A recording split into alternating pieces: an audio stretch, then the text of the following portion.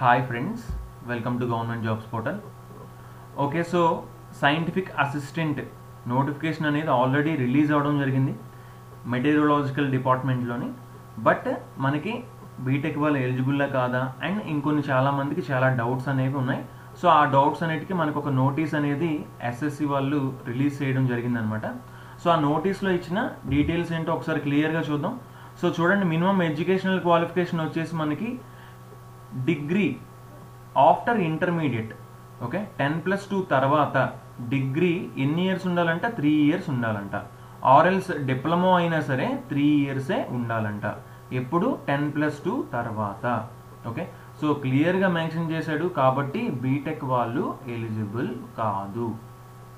Okay, so ఇంకా బీటెక్లోని ఏ branch కూడా eligible కాదు. ఈసీఈ వాళ్ళు ఎలిజిబుల్ కాదు, ఇంకా ఏ బ్రాంచ్ కూడా ఎలిజిబుల్ కాదు. సో ఓన్లీ 3 years డిగ్రీ వాళ్ళు మాత్రమే ఎలిజిబుల్.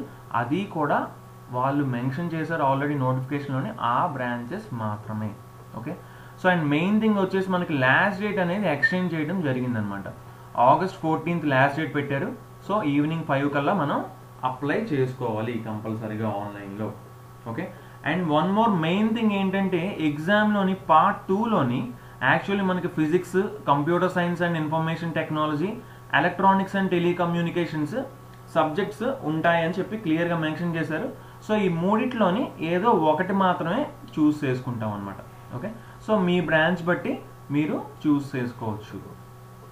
ఓకే, సో ఆ పార్ట్ 2లో కూడా మనకి ఈ క్లారిఫికేషన్ కూడా ఇవ్వడం జరిగింది.